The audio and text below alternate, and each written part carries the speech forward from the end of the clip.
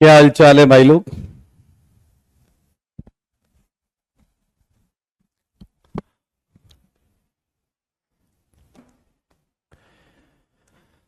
Hello everyone.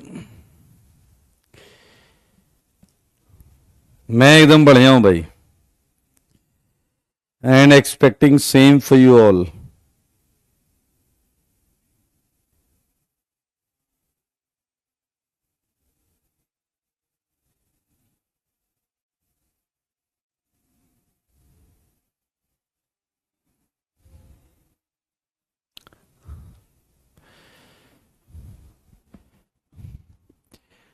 चलिए आ जाइए, स्वागत है आप सबका। सीट होमवर्क डन, बहुत अच्छी बात है। जय श्री राम बेटा, जय Shri Ram. God bless you, God bless you. Okay, hello. आज का पूरा दिन वेस्ट हो गया। क्यों भाई? घर के काम से। घर का भी काम करते हो क्या? देखो, तुम पढ़ते होगे नहीं, जब घर वाले देखते हैं खाली बैठे रहते हो तो उन्होंने कहा भाई जब कुछ कर ही नहीं रहे हो, चलो घर का काम कर लो।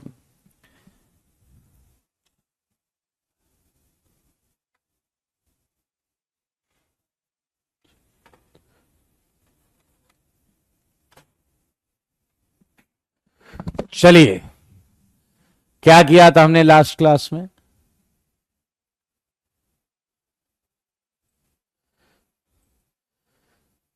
लास्ट क्लास में क्या किया था हमने?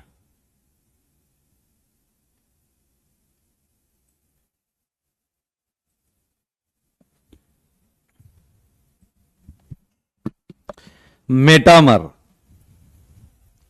लास्ट क्लास में मेटामर किया।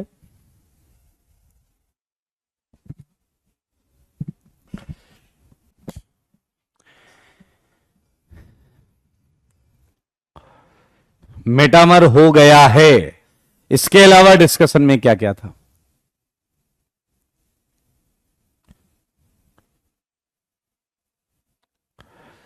आया, आप लोगों को मैंने एक शेड्यूल बता रखा है ना पढ़ाई का। शेड्यूल बता रखा है ना मैंने।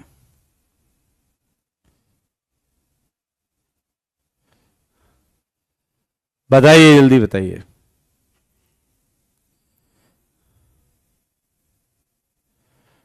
ओके, चलिए जी, चलिए चलिए चलिए। ये है पुराना कंटेंट। हमने यहां तक डिस्कस कर लिया था सब।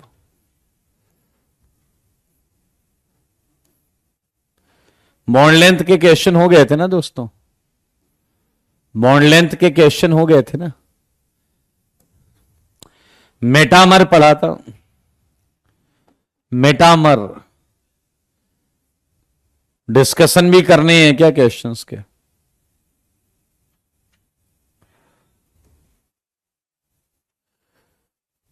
बताइए बताइए।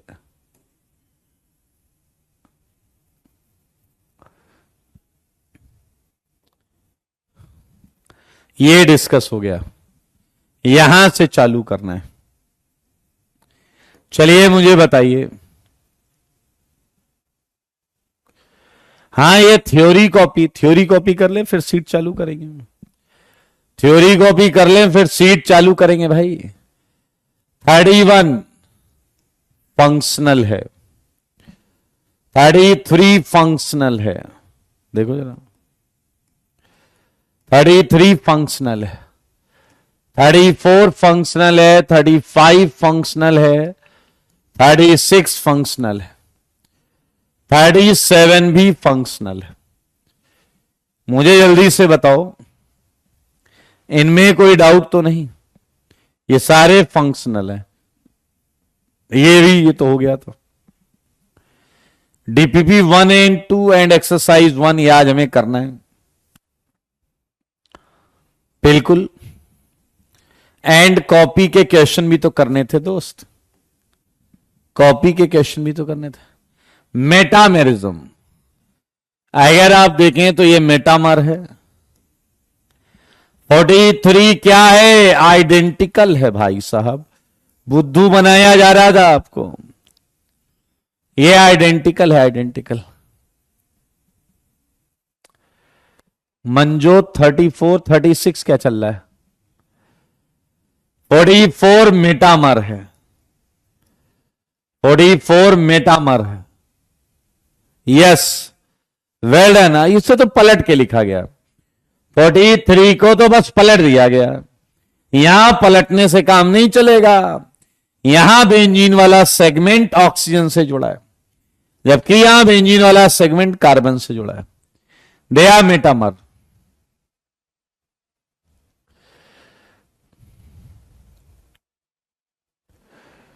फोर्टी टू में मेटामर है भैया, मेटामर।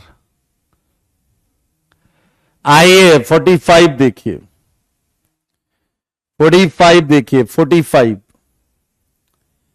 45 मेटामर है।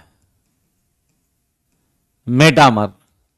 इधर आप देखिए इथाइल है, कार्बन से जुड़ा हुआ, जबकि इधर इथाइल ऑक्सीजन से जुड़ा हुआ है। आई थिंक सारे मेटामर हैं अब तो। Check it. Metamer metamer. आज बहुत मजेदार टॉपिक चालू करेंगे, इतना मजेदार कि कुर्सी से उछल जाओगे। मेटामर है, सारे मेटामर हैं। किसी में डाउट है तो पूछ लो।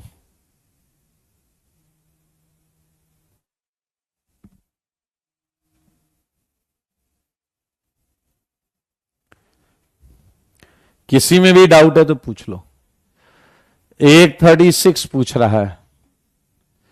36 में क्या है भाई?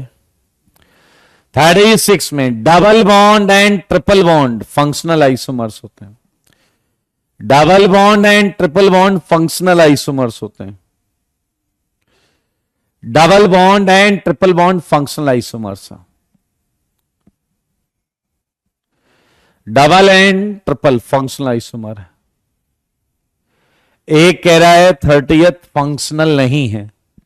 वाह बेटा वाह, मुझे ना करेक्ट करो, खुद करेक्ट हो।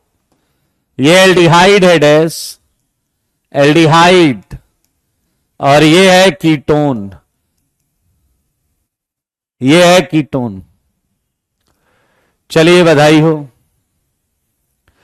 37 में ये है कीटोन और ये है ईथर, जबकि यहां है ईस्टर, यहां है ईस्टर। 38 क्लास में हो गया था।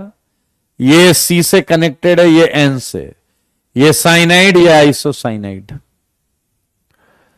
बधाई हो, ये हमने क्लास में कर लिया। आइए अब हम करेंगे सीट का डिस्कशन। सीट का डिस्कशन। सीट। अरे जीओसी में तो कुछ बाकी नहीं है ना? जीओसी तो पूरा हो गया। रुको यार, सीट ले लेते हैं ना। File, import file. ये पीडीएफ किस चीज का है? हैं? एक सेकंड रुको, सीट लेते हैं।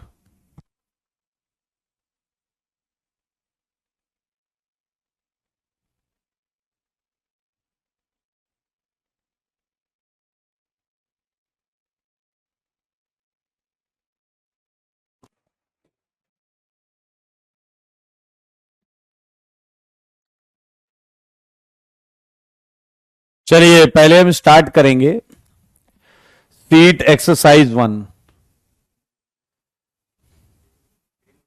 हाँ ग्रीन। हाँ, सीट एक्सरसाइज 1 निकाल ले।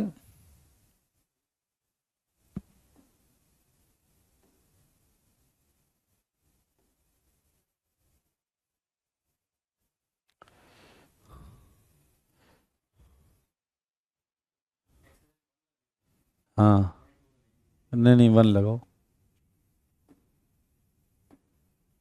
हाँ, रुक जाओ। हाँ चलो। ये डीपीपी है यार, डीपीपी लिखा हुआ है उस पर।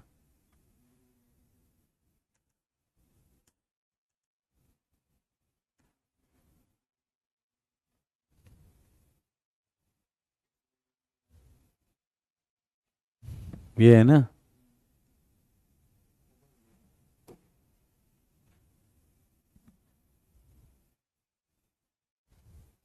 तो 1 ही है अभी, 2 3, हाँ यही है। चलिए आ जाइए, बताइए 1 to 5, 1 to 5, 1 to 5, 1 to 5, 1 से 5 के बीच में, 1 से 5 के बीच में। ओके, ये डायरेक्ट माइनस आई का ऑर्डर है, वो नहीं आता तो आईटी की तैयारी क्विट कर दें।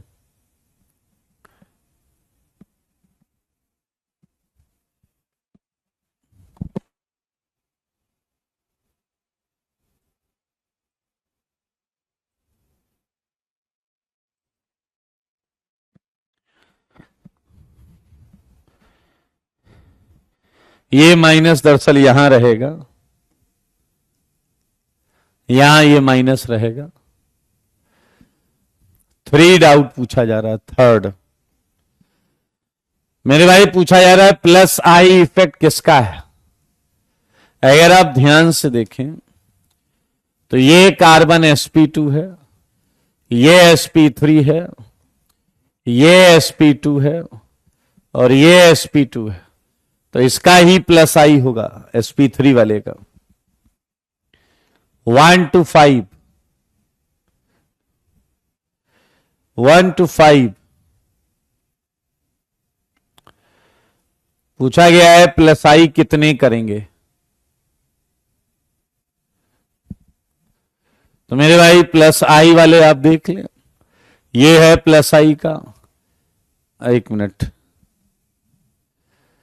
ये है प्लस आई का, ये है प्लस आई का, चेक इट।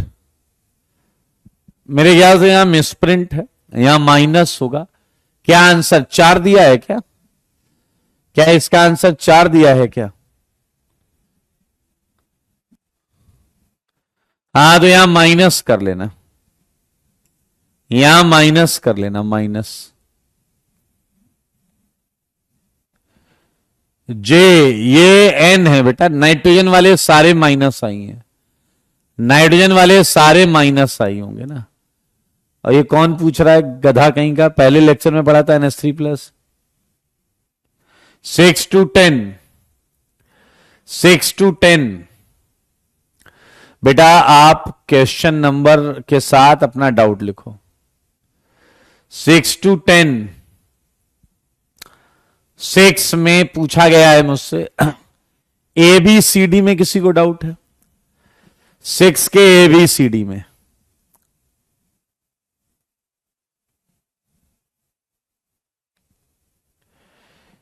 पूछा गया है resonance is an intramolecular process. Resonance compound के अंदर ही है, हाँ बिल्कुल सही है। ABCD में ए के बाद डी पूछा गया। Resonance decreases potential energy of an acyclic molecule. हाँ भाई, पोटेंशियल एनर्जी डिक्रीज करके स्टेबिलिटी बढ़ाता है, बिल्कुल सही है। क्या आपको पता है स्टेबिलिटी 1 पोटेंशियल एनर्जी होता है? तो ये बिल्कुल सही बात है, ये बिल्कुल सही बात है। पोटेंशियल एनर्जी घटती है तो स्टेबिलिटी बढ़ती है, और रेजोनेंस जो है वो यही है, पोटेंशियल एनर्जी घटाता है मतलब स्टेबिलिटी बढ़ाता है। 6 का अब आगे बढ़ेंगे EFGH में। EFGH, F पूछा गया, F resonance is the only way to increase molecular stability. False मेरे भाई, बहुत और तरीके हैं, हाइपर कंजुगेशन है, साइज है, जैसे देखो I माइनस BR माइनस से ज्यादा स्टेबल है, लेकिन I में कोई रेजोनेंस नहीं है। तो रेजोनेंस इकलौता स्टेबिलिटी का फंडा नहीं है, बहुत सारी और चीजें हो सकती हैं। मेरे भाई yes Alice you are right. एच है any resonating molecule is always more stable. ये फॉल्स स्टेटमेंट, ये एक फॉल्स स्टेटमेंट।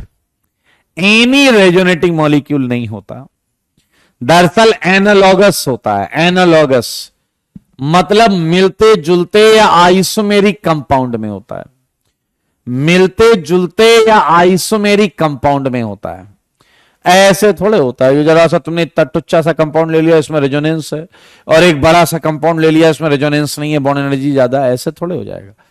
तो एच फॉल्स स्टेटमेंट। IJKLM में आई पूछ रहे हैं canonical structure explain all feature of a molecule. False, गलत, गलत है, आई गलत है। चलिए JKLM, एल पूछा जा रहा है, L JKL resonance hybrid real and resonating structures are imaginary. ये ट्रू है, ये ट्रू है। कैनोनिकल स्ट्रक्चर मतलब रेजोनेटिंग स्ट्रक्चर, कैनोनिकल स्ट्रक्चर मतलब रेजोनेटिंग स्ट्रक्चर। एम पूछा गया resonance hybrid is always more stable than all canonical structures. मेरे भाई अगर रेजोनेंस हाइब्रिड जो है वो असली कंपाउंड है, असली वाला, तो मेरे भाई ये तो ट्रू है, सच है, ये तो ट्रू है ना भाई। हाइब्रिड तो असली था ना, हाइब्रिड ओरिजिनल कंपाउंड था, एंड ये हाइपोथेटिकल थे, तो ऑब्वियसली इसकी स्टेबिलिटी बढ़िया थी।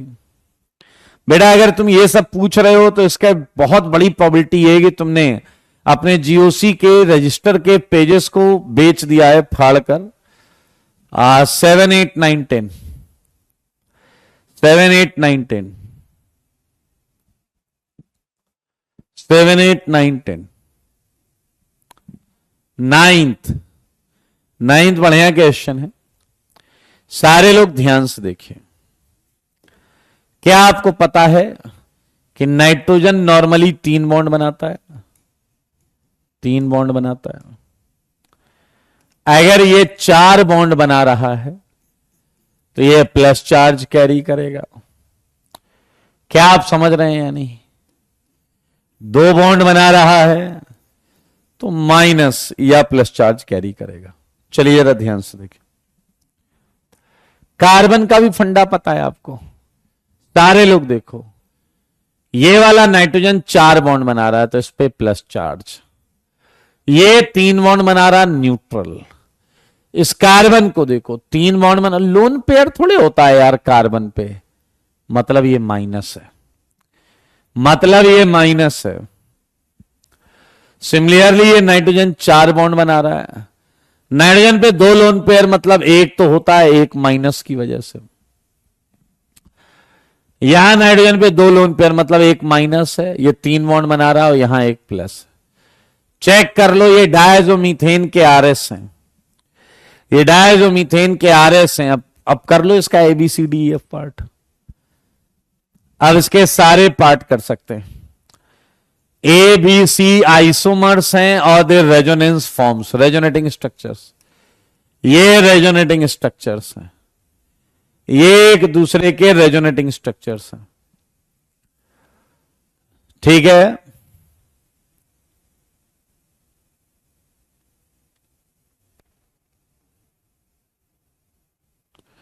चलिए बताइए।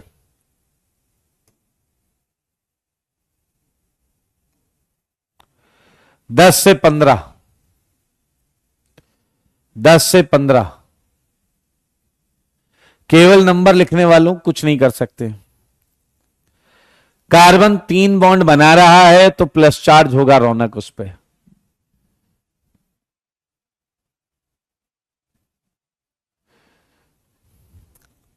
टेंथ में डी कैसे आया? अच्छा, negative charge is on more electronegative atom then if negative charge is on less electronegative atom provided atoms are in the same period a canonical structure will be more stable।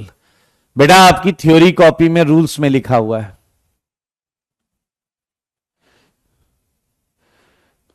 ठीक है।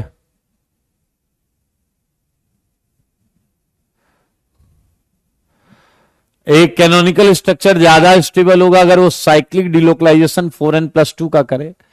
क्या ये तुम्हें याद है? ये हक्कल नंबर है। Cyclic में अगर ये होगा तो एरोमेटिक हो जाएगा, एरोमेटिक हो जाएगा। 10 से 15, 10 से 15। 11th का ए, which one of the following pair of structure does not represent the phenomena of resonance? मेरे भाई एक चीज जरा ध्यान से देखो, यहां डबल नहीं दिया है क्या? मेक श्योर यहां डबल है या नहीं। वैसे ये रेजोनेटिंग स्ट्रक्चर हैं।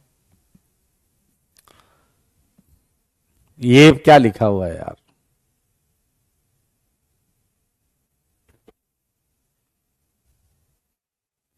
ये रेजोनेटिंग स्ट्रक्चर हैं एंड यहां डबल है या नहीं। 11th का आंसर क्या है? एक बार चेक करो। 11th का आंसर क्या है? चेक करो। डबल नहीं दिया है तो ये भी रेजोनेंस मतलब होना चाहिए था। कार्बन की वैलेंसी भी पूरी नहीं है। Does not represent the phenomena of resonance. ये इस क्वेश्चन का आंसर हो जाएगा डी। डी है तो यहां डबल होगा, यहां डबल होगा, यहां डबल होगा, क्योंकि ये तो फिर रेजोनेंस है, ये रेजोनेंस है। डबल मिस था यहां पे, एक डबल मिस है यहां पे। चलिए 15 से पहले,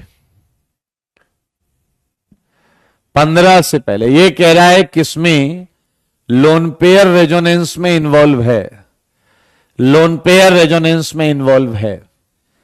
तो मेरे भाई ये sp2 में है, ये रेजोनेंस में नहीं है, नॉट इन रेजोनेंस। ये p में है, ये sp2 में है, ये p में है, ये p में है, माइनस मतलब लोन पेयर, ये sp2 में। हाँ तो आप देख लें किसमें किसमें है। BACF आ गया, इन्वॉल्व की बात कर रहे हैं। BDE आ गया 15 से पहले। 14th में ग्रुप कौन सा मानू? Okay, which of the following group can not participate in resonance with other suitable group. अरे यार अदर सुटेबल ग्रुप वही होगा ना जो रेजोनेंस करे, जो रेजोनेंस करे। लाइक बेंजीन, इसमें जोड़ो, like double bond, like double bond, like double bond. अब कर लेंगे। मेरे ख्याल से ये sp3 है, रेजोनेंस में पार्ट नहीं लेगा, रेजोनेंस में पार्ट नहीं लेगा। No resonance, no resonance.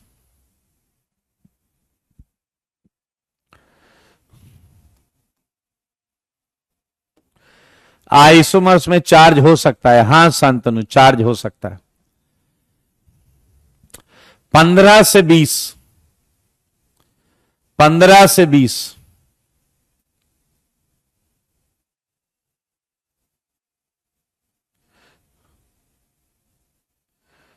बेटा थ्योरी कॉपी, थ्योरी के लिए थ्योरी कॉपी, थ्योरी के लिए थ्योरी कॉपी। पूछा गया identify electron donating group in resonance among the following. Sorry boss, theory पढ़ो। 16th का एफ,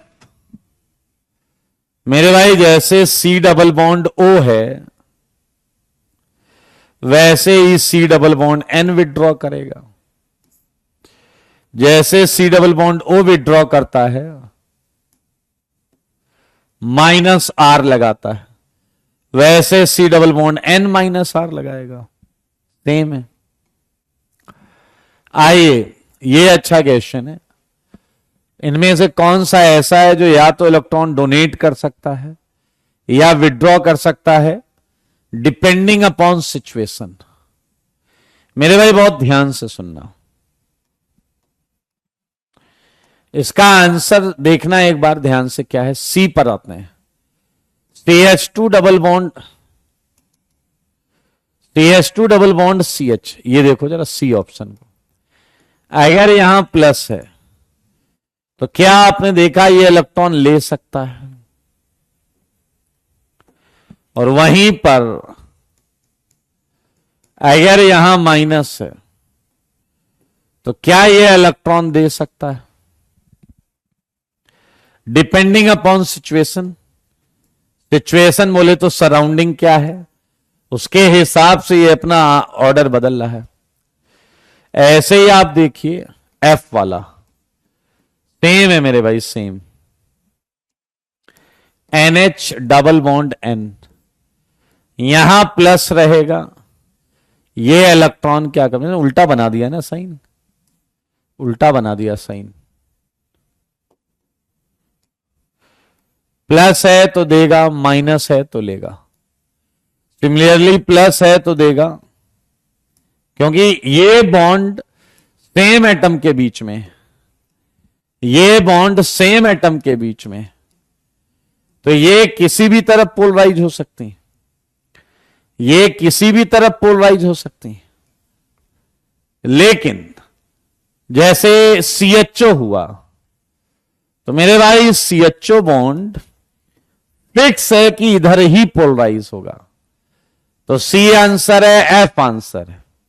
CHO का काम है लेना -R बस, जबकि ये दोनों कर सकता है।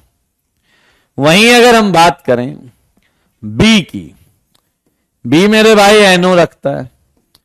अब अगर यहां पर प्लस, तो मेरे भाई ये देखिए, इसके पास पाई बॉन्ड होने की वजह से ये -R कर सकता है, एंड लोन पेयर होने की वजह से ये +R कर सकता है। ध्यान से देखें, -R एंड +R। यहां ये इन्होंने पूछा कि ये क्यों नहीं है मेरे भाई, क्योंकि ये दोनों इफेक्ट एक साथ एक ही टाइम पर लग रहे होंगे, जबकि ये इसका एक ही इफेक्ट एक साथ लग रहा है। क्वेश्चन को पढ़ें, वो या तो दे या विड्रॉ करे डिपेंडिंग अपॉन सिचुएशन, जबकि NO दोनों इफेक्ट करता है इर्रिस्पेक्टिव ऑफ कंडीशन। ये -R से ले रहा है, ये +R से दे रहा, दोनों काम ये एक साथ कर रहा है। करेक्ट कर लें, इसका आंसर आएगा आपका एक C और एक आएगा F, C एंड F। ये लास्ट लाइन पढ़ें, डिपेंडिंग अपॉन सिचुएशन। 18 से 20, 18 से 20 करेक्ट कर लो गुलशन, करेक्ट इट, करेक्ट इट। 18 से 20, 18 से 20 ये कह रहा है draw the resonance form to show the delocalisation of charges in the following ions है। इनके RS बनाने हैं, बस इनके RS बनाने, रेजोनेटिंग स्ट्रक्चर्स। 18 का F, ये बॉन्ड ऐसे रोटेट करिए तो आपको खूबसूरत RS मिलेगा, NH। यहां माइनस प्लस बॉन्ड, यहां नाइट्रोजन इलेक्ट्रॉन देगा, ये RS बनेगा इसका। चलिए, ये तो आपको आइसोमर्स बनाने थे। 19 का B, मेरे भाई अगर आपको याद हो तो यहां दोनों बेंजीनॉइड है, तो first is more stable then second, first is more stable then second. ये और ये वाला देखो तो ये 6 पाई एरोमेटिक है, एरोमेटिक, इसलिए स्टेबिलिटी में ज्यादा है, इसलिए स्टेबिलिटी में ज्यादा है, इसलिए स्टेबिलिटी में ज्यादा। क्या थ्योरी पढ़ के नहीं आ रहे हो, यहां झक मार रहे हो तुम। ऑक्टेट कंप्लीट, 20 से 25, 20 से 25, 22 में C क्यों नहीं? मेरे ख्याल से ये कॉपी का क्वेश्चन है, ये कॉपी का क्वेश्चन है। अगर आपने देखा हो octet complete and octet complete, तो ए और डी सबसे आगे आएंगे। ए और डी जो हैं वो सबसे आगे आएंगे। ए और डी सबसे आगे आएंगे। ए और डी। अब जरा ए और डी को कंपेयर करते हैं, क्या ये दोनों में है? अब बताइए सी पर माइनस अच्छा या एन पर माइनस अच्छा? तो अंधा भी बता दे एन पर माइनस अच्छा। चलिए 25 से 30, 25 से 30। बेटा तुम्हें डाउट आ रहा है, तुमने कोई थ्योरी कॉपी नहीं पढ़ी है, तुम बकवास कर रहे हो। थ्योरी कॉपी पढ़ो, सारे क्वेश्चन बनेंगे इसमें से।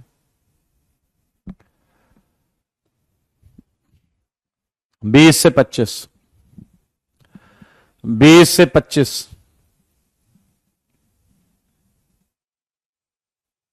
विड्रॉइंग, प्रदीप्ता, प्रदीप्ता नेट है विड्रॉइंग।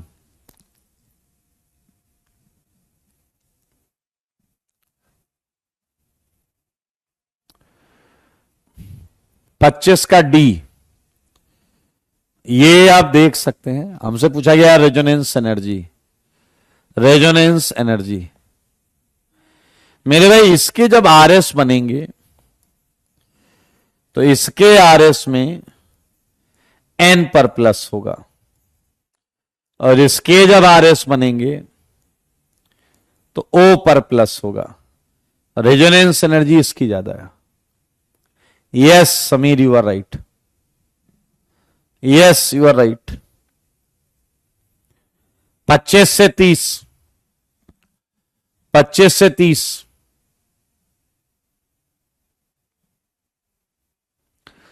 25 से 30।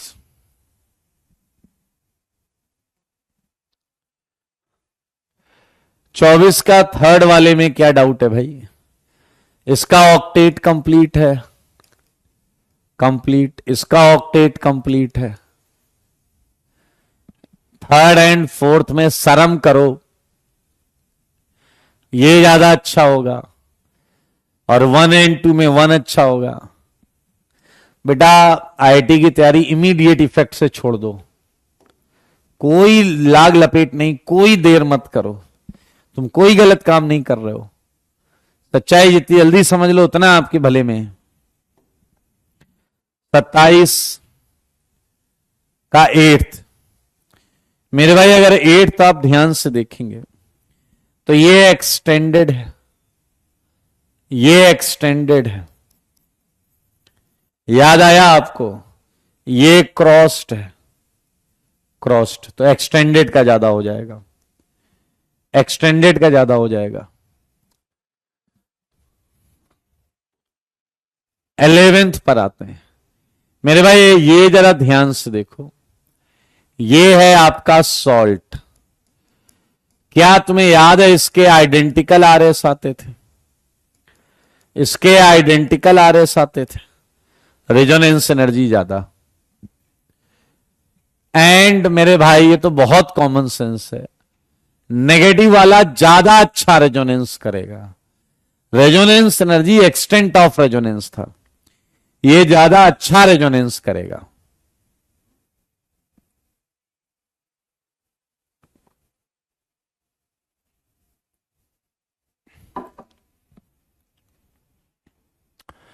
तीस से 35, 30 से 35। मेरे भाई ये बहुत क्लियर है, इसकी रेजोनेंस एनर्जी है 36, इसकी रेजोनेंस एनर्जी है 36। जबकि इन दोनों बेंजीन में ये बॉन्ड कॉमन है, तो इसकी रेजोनेंस एनर्जी जरूर कम होगी 36 + 36 से। एक और तरीका है, क्या आपको याद है इसके 4 आरएस हैं? क्या आपको पता है इसके 3 आरएस हैं? तो रेजोनेंस एनर्जी इसकी ज्यादा होगी।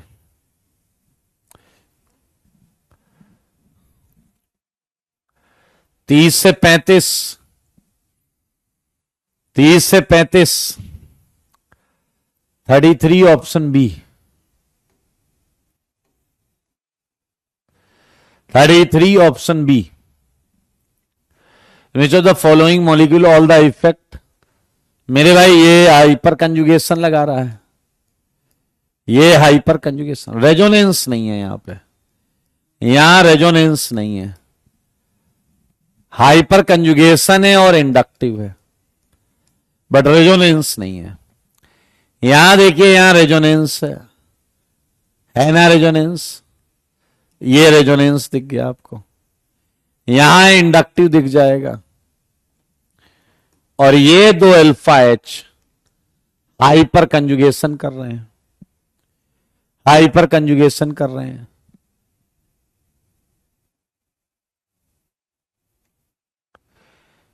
हाँ जी, पूछ रहा है रिंग में इलेक्ट्रॉन डेंसिटी मिनिमम, ये दोनों खींच रहे हैं मेरे भाई, यहां ये दे रहा है, ये ले रहा है, यहां ये दे रहा है, यहां ये ले रहा है। अब कचरा ही होगे, नहीं कर पाओगे तो सबसे ज्यादा कम यहां पर होगी, यहां से दोनों खींच रहे हैं।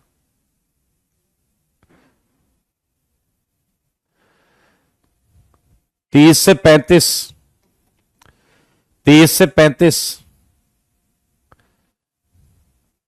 30 से 35, 30 से 35, 35 का C. Delocalisation of sigma electron is hyperconjugation, delocalisation of pi electron is resonance, ये करेक्ट है। Permanent partial displacement of sigma electron inductive effect, ये भी करेक्ट है। बताइए जरा, आपसे करेक्ट स्टेटमेंट पूछा गया, delocalisation of sigma electron is hyper conjugation, ये बहुत क्लियर स्टेटमेंट नहीं है, तो ये इनकरेक्ट है। हाइपर कंजुगेशन में पाई बॉन्ड भी होता है। चलिए 36 से 40, 36 से 40, 36 से 40, 36 से 40। अगर डी दिया हुआ है तो यहां क्लियर करना पड़ेगा थोड़ा सा, delocalisation of sigma electron with pi electron density, तब आएगा डी, अदरवाइज नहीं आएगा, तब आएगा डी, अदरवाइज नहीं आएगा। 36 से 40, केवल नंबर वालों कुछ नहीं बताऊंगा।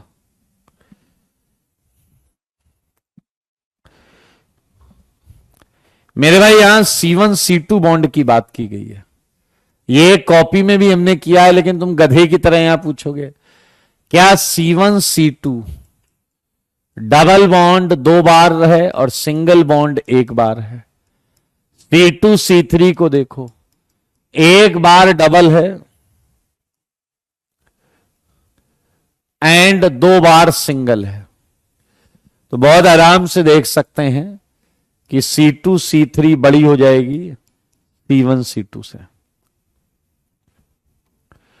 40 से पहले, 40 से पहले मेरे भाई इससे अच्छे क्वेश्चन कॉपी में किए, इससे अच्छे क्वेश्चन कॉपी में किए। कह रहा है कौन सा CO बॉन्ड लॉन्गेस्ट है। सबसे देखो, ये डबल बॉन्ड है, जितना ज्यादा रेजोनेंस होगा उतना ज्यादा सिंगल कैरेक्टर आएगा, जितना ज्यादा रेजोनेंस होगा उतना ज्यादा सिंगल कैरेक्टर आएगा और बॉन्ड उतनी लंबी हो जाएगी।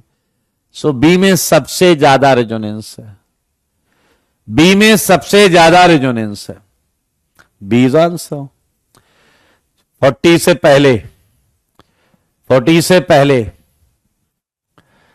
39 में CN पूछा गया है। CN यहां क्या है, सिंगल, और यहां क्या है, डबल। फोर्थ की सबसे छोटी होगी बॉन्ड, फोर्थ की सबसे छोटी होगी बॉन्ड, ध्यान से देखो, फोर्थ की बॉन्ड सबसे छोटी होगी, हाँ या ना।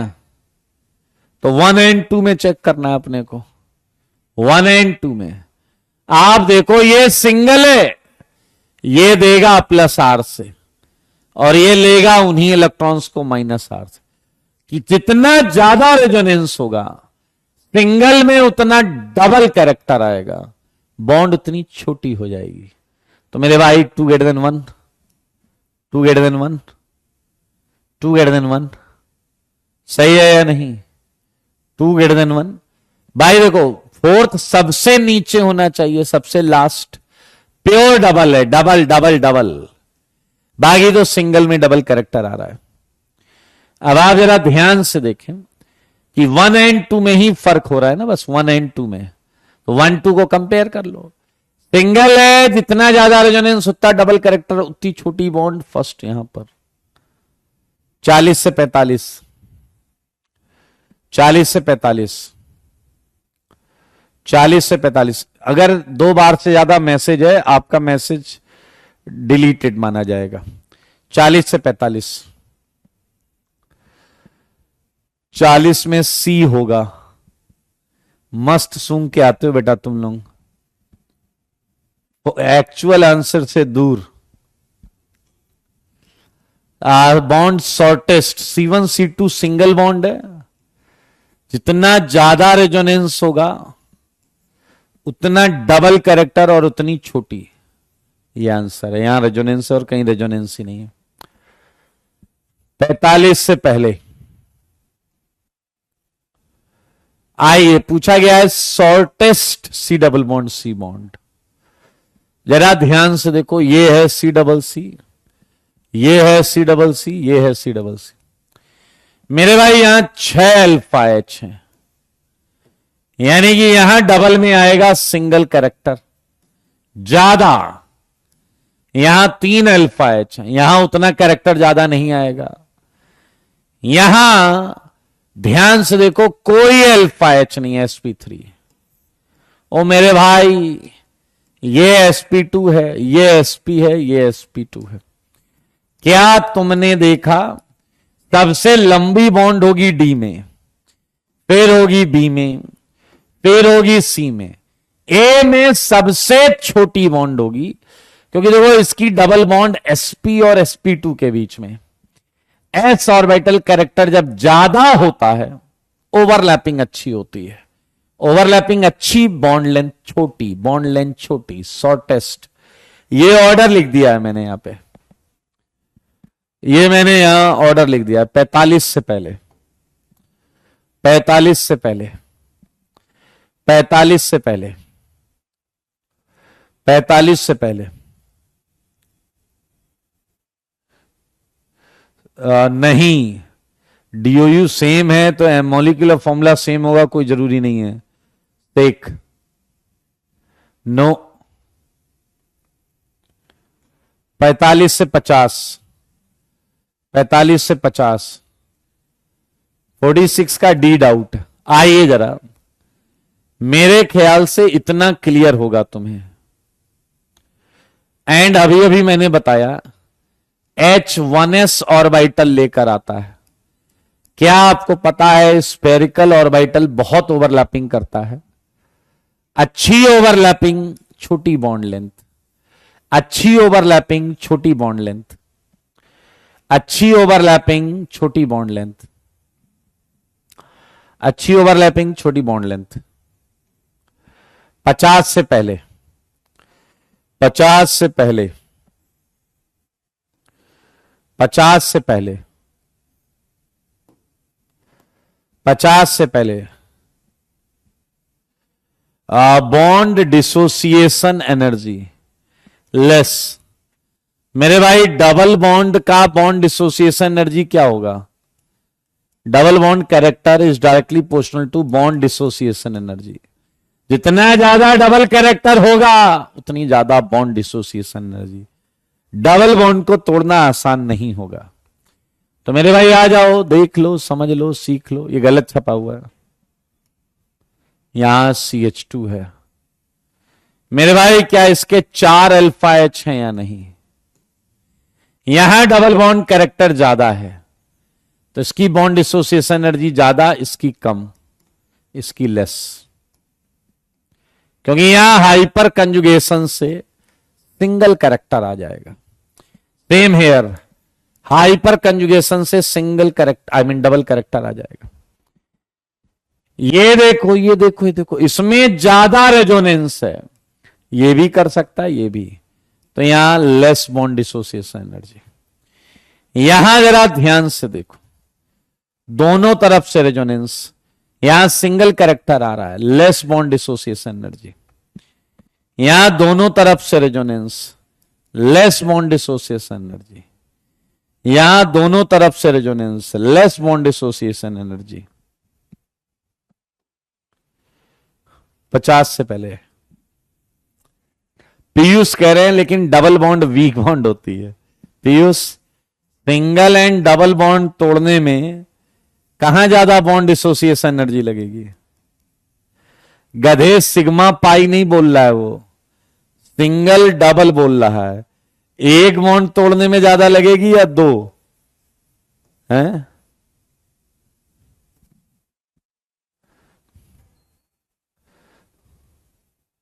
चेक कर लें इसे।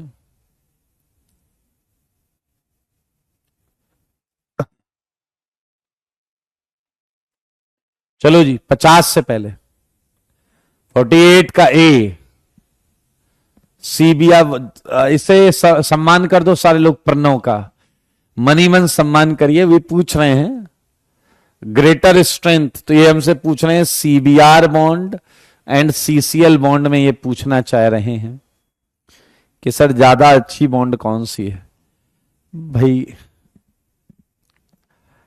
मेरे भाई यहां ज्यादा अच्छा रेजोनेंस है, क्योंकि यहां एक्सटेंट ऑफ पोलराइजेशन ज्यादा है, जबकि यहां पोलराइजेशन का सेंस कम रहेगा।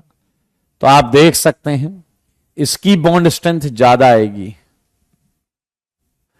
चलिए 50 से पहले दोस्तों, 50 से पहले, वेरी गुड, कर दिया सम्मान, बहुत अच्छी बात है। 50 से पहले, 50 से पहले बेटा तुम जितने और जिस लेवल के डाउट पूछ रहे हो उसमें 25% डाउट छोड़ दिए जाएं तो तुम ये साफ प्रूफ कर रहे हो कि तुम कचरा कुछ नहीं सीख रहे हो, कुछ नहीं सीख रहे हो। कितने लोग ऐसे हैं जिनसे मैक्सिमम क्वेश्चन बन गए थे? अब कचरा हटाओ सामने से, मुझे उन बच्चों से मिलना है जो, कितने लोग ऐसे हैं जिनसे मैक्सिमम क्वेश्चन बन गए थे?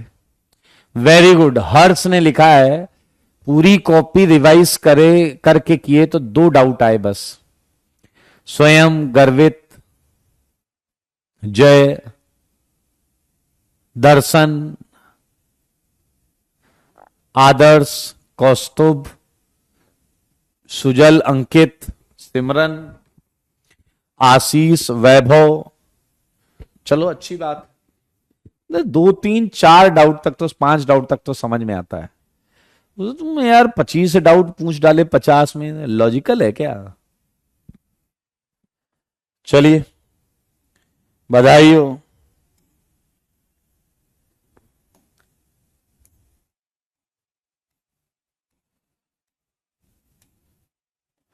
चलो जी, तैयार? बहुत अच्छी बात है दीपायन। मेरे भाई आज जो टॉपिक करेंगे ना बहुत मजेदार, वो है calculation of structural isomers. Calculation of structural isomers.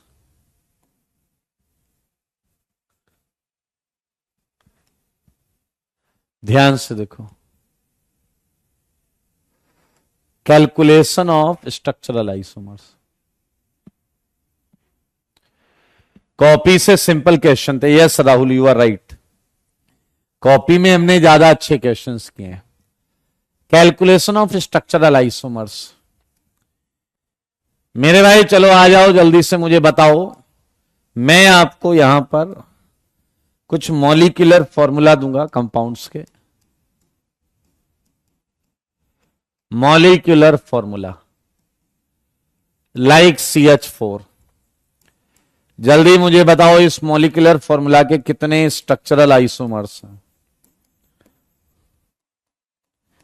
सारे बोलो भाई।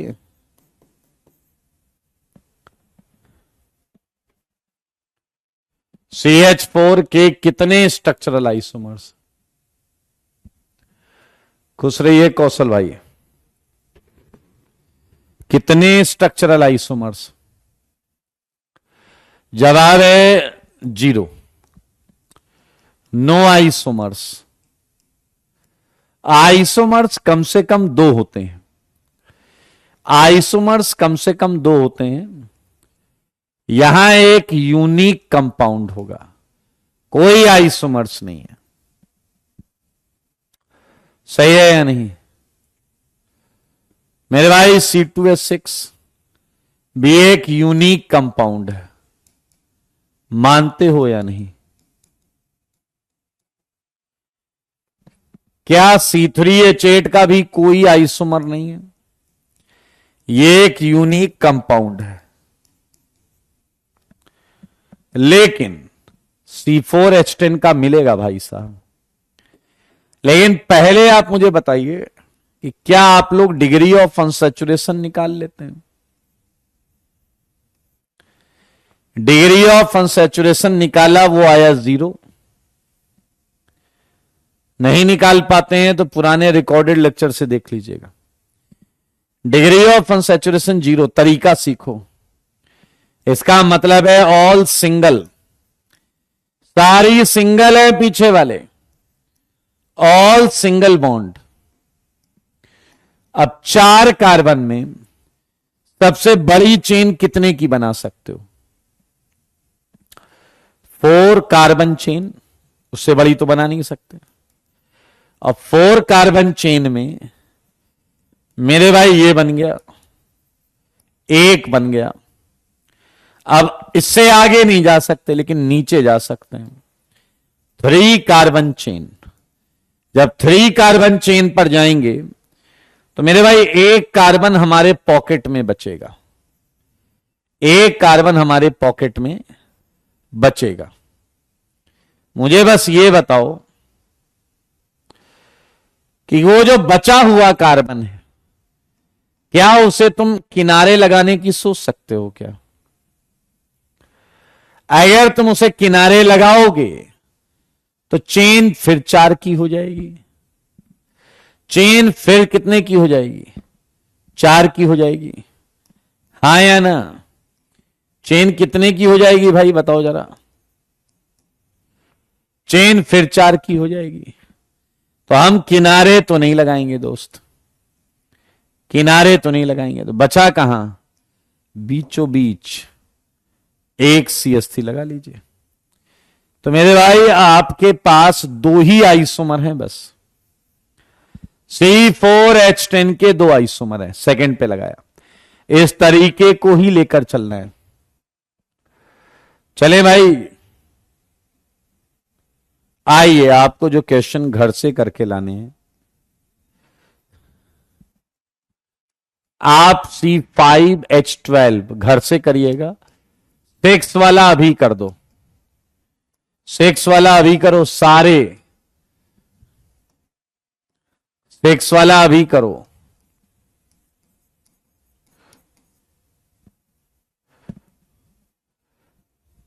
सिक्स अभी करो, अभी के अभी।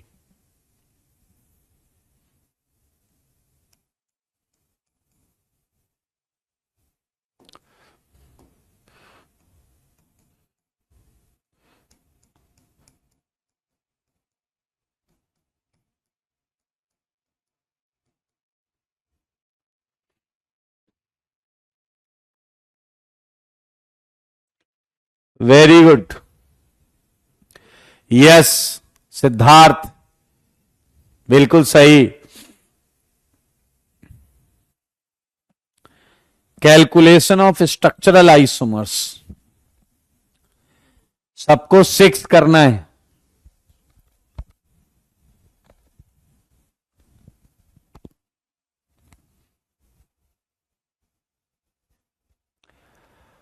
तुषार सेकेंड या थर्ड लेक्चर में देखना,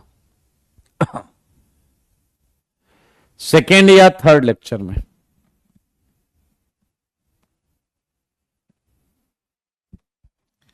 कर दो जल्दी से 6।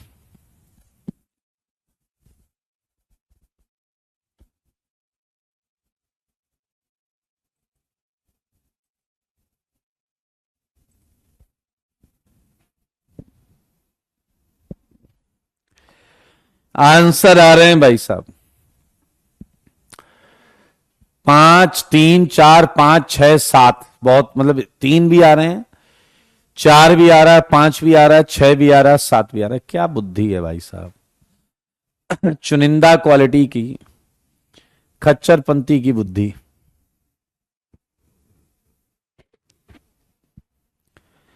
तीन, 4, 5, 6, 7।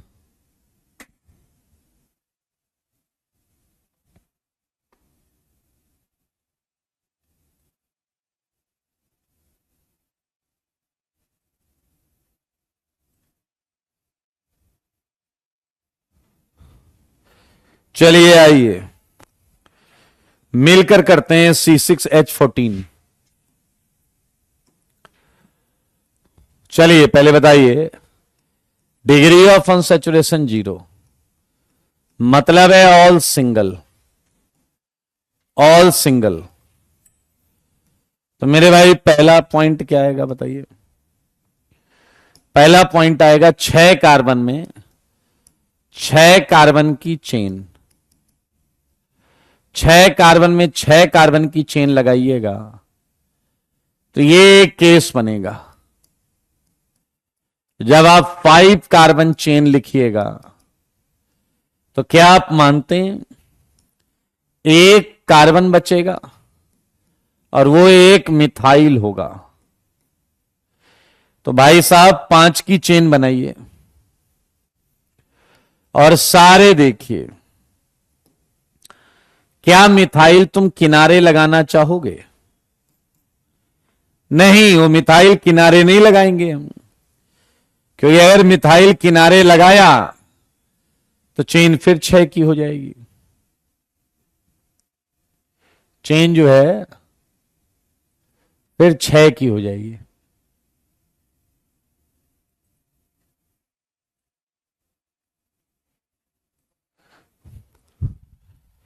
तो मेरे भाई किनारे नहीं लगाएंगे हम मिथाइल। अब आप देख सकते हो कि ये दोनों आइडेंटिकल पोजीशन है, तो एक पे जो करोगे वो दूसरे पर बात बराबर है। तो क्या आपके पास 2 डिफरेंट पोजीशन है, एक वाइट और एक रेड, एक वाइट और एक रेड। बहुत आराम से देखें, हम सब समझ गए हैं। एक वाइट है और एक रेड है, अगर आप समझ गए हैं तो।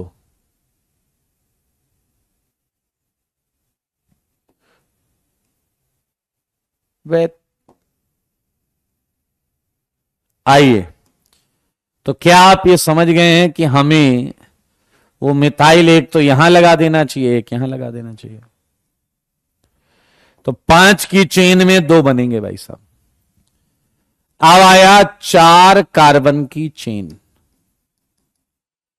4 कार्बन की चेन जब आएगा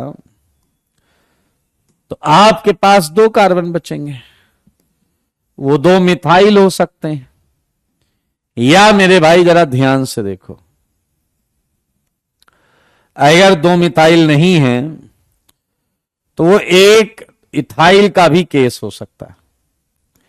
एक इथाइल का, जोड़ दो दोनों कार्बन। अब अगर मैं चेन बनाऊं 4 की, तो आप सब क्लियर हो कि 2 मिथाइल जो हैं वो यहां तो नहीं लग सकते। एक केस दोनों मिथाइल एक ही कार्बन पे लगा दो, एक केस दोनों मिथाइल अलग अलग लगा दो। मेरे भाई ये हो गया। लेकिन कुछ लोग अगर ऐसा चाहें कि सर देखो ये इथाइल जो है वो मैं यहां लगा दूं, तो मेरे भाई ये और ये सेम हो जाएंगे, ये और ये सेम हो जाएंगे।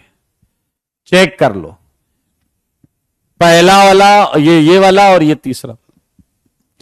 दरअसल मेन चेन बदल जाएगी, मेन चेन 5 की हो जाएगी।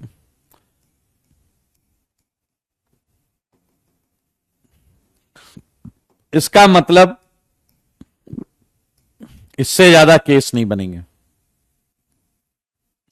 और आंसर है इसका 5। वेल डन 5 वाले, well done, well done, well done जी, वेल डन। करके लाएंगे बाकी सारे, करके ले आएंगे बाकी सारे। आइए एक मिलकर और करते हैं। अब हम मिलकर करेंगे 9th। मुझे बताओ कैसे चालू करें, मुझे बताओ कैसे चालू करें।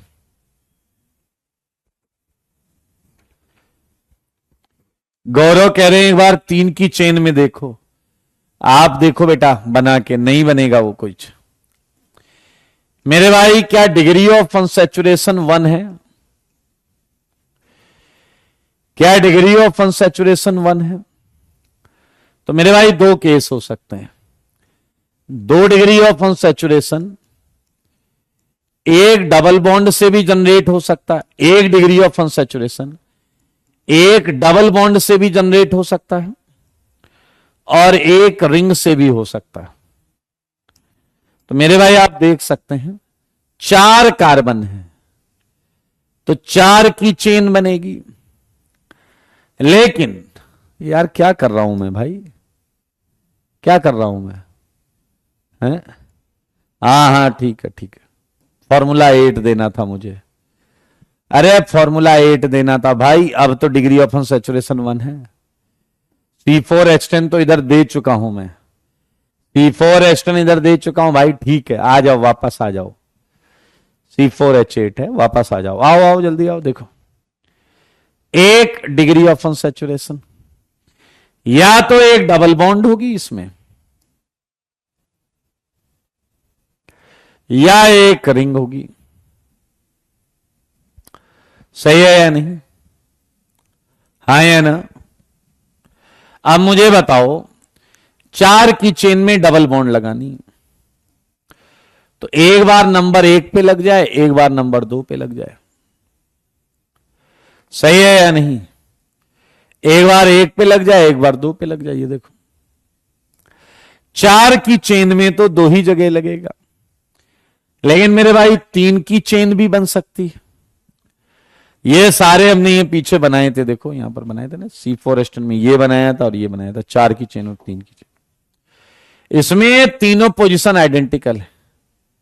कहीं भी डबल लगा दो, कहीं भी डबल लगा दो, तो भैया एक डबल बॉन्ड के 3 केस बन गए। और रही बात रिंग की, तो 4 कार्बन लेकर सबसे बड़ी रिंग 4 की ही बनेगी। 4 कार्बन लेकर सबसे बड़ी रिंग 4 की ही बनेगी, एंड उससे छोटी 3 की बनेगी। एक कार्बन जो एक्स्ट्रा है वो यहां लगा दो। तो मेरे भाई इसके टोटल आइसोमर है 5, इसके भी टोटल आइसोमर है 5। Check it, total isomer 5। Yes you are right, answer है 5। क्लियर है भाई? बाकी क्वेश्चन घर से करके लाने हैं, आपको याद रखना। वो कह रहे हैं 6 में रिंग क्यों नहीं है? क्योंकि तुम्हारी जितनी बुद्धि है उतना DOU आया है, और जब DOU तुम्हारी बुद्धि मतलब 0 के बराबर होगा, तो ना पाए बॉन्ड होगा ना रिंग होगी, ना पाए बॉन्ड होगा ना रिंग होगी। योगेश कह रहे हैं इसका फॉर्मूला होता है क्या? यस, तरीका होता है। मैंने 3rd या 4th लेक्चर जो ड्रॉपर का था उसमें करिएगा। मेरे भाई कुछ और क्वेश्चन जो आप अपने घर जाकर करेंगे। Look at this, it is going to be a good question. C3H7Cl, C4H9Cl, C5H11Cl 14, C6H13Cl, 15, C4 या C3H6Cl2। मेरे भाई इस टाइप के क्वेश्चन को एक बार समझ लेते हैं। आओ, जैसे हम क्वेश्चन नंबर 13 को लेते हैं। क्या आपको याद है कि Cl एक बॉन्ड बनाता है? हाँ, ये बहुत इंपॉर्टेंट टॉपिक है। क्या आपको पता है Cl एक बॉन्ड बनाता है? सारे बताओ। तो अगर Cl की जगह H होता तो क्या ये फॉर्मूला ये होता या नहीं? सारे बताओ, सोचो। अगर Cl की जगह H होता, H, तो क्या ये फॉर्मूला C5H12 होता या नहीं? और C5H12 में एक 5 की चेन, एक 4 की चेन और एक 3 की चेन, ये बनती। बताइए, बनती या नहीं बनती? अब सच्चाई ये है कि हाइड्रोजन, एक हाइड्रोजन की जगह Cl है, असलियत तो यही है। हाँ, DOU 0 है भाई, DOU 0 है, DOU 0 है। सारे लोग सुनो, मैं कह रहा हूं Cl को अगर मैं H मान लूं तो ये 3 स्ट्रक्चर बनेंगे, 5 की चेन, 4 की चेन, 3 की चेन। लेकिन यार एक Cl था ना, तो Cl तो लगाना पड़ेगा ना आपको। सोचो, मैं केवल जगह बता रहा हूं आपको। क्या एक बार Cl यहां, एक बार यहां, एक बार यहां लग सकता है? Cl जो था, क्या वो एक बार यहां, एक बार यहां, एक बार यहां, एक बार यहां लग सकता है? क्या एक बार Cl यहां लग सकता है? मेरे भाई 8 आइसोमर हैं 13th के, 8 आइसोमर हैं 13th के। चेक करो एक बार, किस तरीके से किया है, समझने के प्रयास के साथ करिए, समझने के प्रयास के साथ करिए।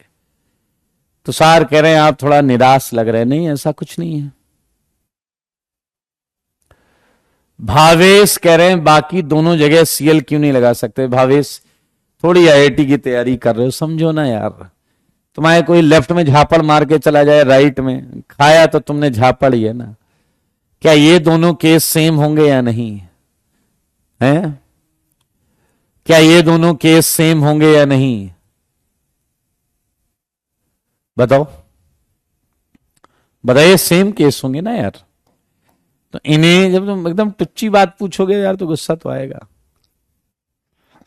ऐसे ये और ये सेम है, इसलिए नहीं लिया। ऐसे ही ये चारों सेम थे, इसलिए एक ही जगह लिया और कहीं नहीं लिया।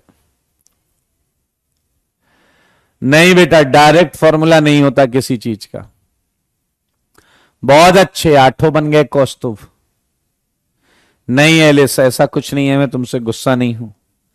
कर लोगे, यहां 2-2 Cl लगाने हैं बेटा। ये ऑर्गेनिक नहीं है, ये कॉमन एप्टीट्यूड का क्वेश्चन है, जनरल एबिलिटी का। चलिए, 15 हो गया। मैं अच्छे अच्छे क्वेश्चन देना चाहता हूं, लेकिन तुम लोग यार ऐसी डैशपंती करोगे तो कैसे चलेगा? C16, C3, H4, C3, H5Cl 17, C3, H4Cl2 18th जो है वो देखें, C4 H8Cl2 19th करना है आपको C5 H6 C5 H8, नहीं यार मजा नहीं आ रहा, H10O। आपको बताना है all aldehydes, all aldehydes. Very good Piyush, 19 question हुए। 20वां है C5H10O, all ketone. 21. C5H10O, all ether. 22. C4H11N, इसके आइसोमर्स बनाने हैं।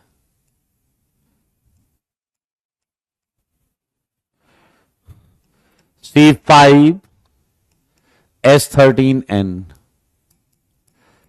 C6H15N।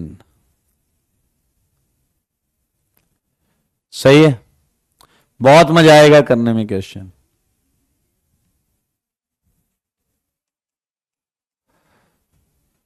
ओके, ऑक्सीजन आ गया, नाइट्रोजन आ गया, हाइड्रोजन आ ही चुका है मेरे भाई। जैसे C8H10, सारे बेंजीनॉइड। बेंजीनॉइड का मतलब जानते हैं? बेंजीन होना कंपलसरी है। बेंजीन होना कंपलसरी, ऑल बेंजीन मतलब बेंजीन होना कंपलसरी है। कंपलसरी है बेंजीन होना। C6H3FClBr, C6H3FClBr।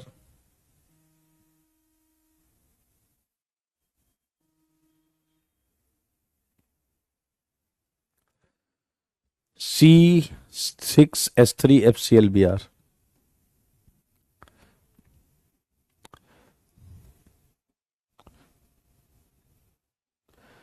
अच्छा, ये हो गया। C7 हो गया, 4H10, C3H6, C4H8, C5H10। ठीक,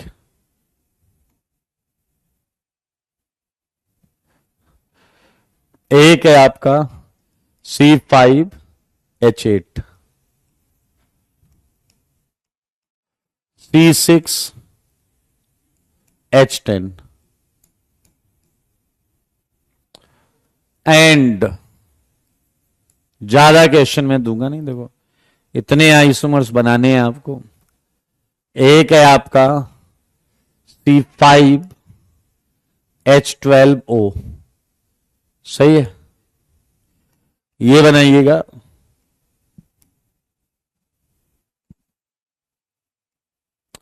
एंड 30th में बनाइएगा C4H10O। ज्यादा नहीं करना है। तो सार कह रहे आपको ऐसे देख के निराश होने लगा। ऐसे मत हो यार, 50 क्वेश्चन ही, 30 बहुत है, 30 क्वेश्चन बहुत हैं। तो अगली क्लास में हम ये 30 क्वेश्चन डिस्कस करेंगे, ये 30 क्वेश्चन डिस्कस करेंगे एंड हमारा नया चैप्टर चालू होगा। आई मीन नया टॉपिक, वो है टोटोमेरिज्म। लेकिन ये 30 क्वेश्चन डिस्कस होंगे भाई साहब, और ये क्वेश्चन डिस्कशन में बड़ा मजा आने वाला है। सही है या नहीं?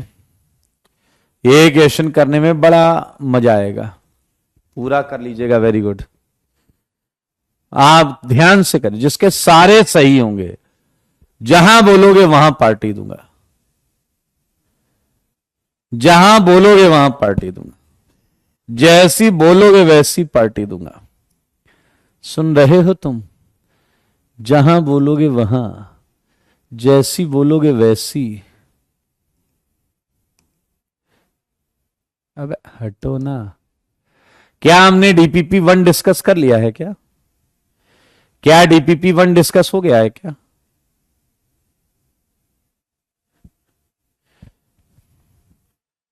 क्या डीपीपी 1 डिस्कस हो गया है क्या?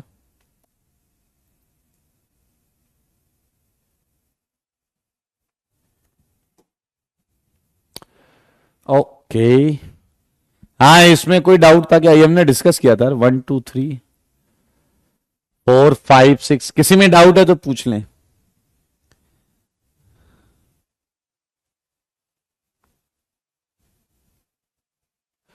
तो बताइए 1 to 5 कोई डाउट है तो? वैसे डीबी 1 कर लिया था हमने, लास्ट के 3 क्वेश्चन बचे हैं। तो भाई साहब देख लीजिए, पूछ लीजिए कोई डाउट है तो। Arrange the following compound in order of resonance energy. D में 6 pi electron in 6 p orbital. Answer बता दिए ना, तो फिर कोई डाउट हो तो पूछ लो, कोई डाउट है तो पूछ लो। योगेश पूछ रहे हैं 6th। मेरे भाई अगर आप ध्यान से देखें तो R इक्वल टू S है, क्योंकि आइडेंटिकल RS बनेगा, आइडेंटिकल RS।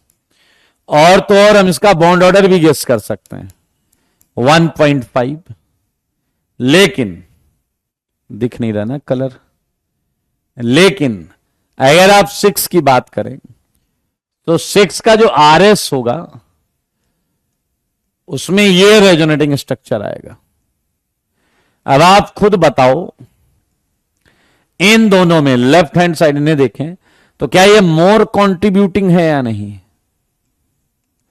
तो साफ दिख रहा है कि जो Q है वो P से बड़ा है। Q जो है P से बड़ा है। Check it. एंड R और S, Q का बॉन्ड ऑर्डर गेस कर सकते हैं। इन दोनों का कंट्रीब्यूशन अलग अलग है, इसका 50 से ज्यादा होगा, इसका 50 से कम। मान लो 30%, 70%। तो मेरे भाई आपको P का बॉन्ड ऑर्डर बताऊं कितना आ गया? लगभग 1.7। Q का आ गया 1.3। यार जिसका बॉन्ड ऑर्डर जितना ज्यादा उतनी बॉन्ड लेंथ कम। तो आ गया Q greater than R equal to S greater than P। B answer है, बी आंसर है, बी। कौस्तुभ कह रहा सर कोई कहानी सुनाइए। कहानी सुननी है, उसके लिए जब स्ट्रक्चरल खत्म हो जाएगा फिर बात करेंगे। सीट से कोई होमवर्क? बिल्कुल है होमवर्क, होमवर्क लिख लो सारे, अगली क्लास में जो जो डिस्कस होगा। Seat exercise 2, DPP 2 and theory copy question. Theory copy question ये होमवर्क करके लाइएगा, ठीक है। आज के लिए इतना ही, मिलते हैं अगली क्लास में, तब तक के लिए टाटा बाबा, टेक केयर। सुना देंगे एलिस, पक्का कल पक्का सुनेंगे।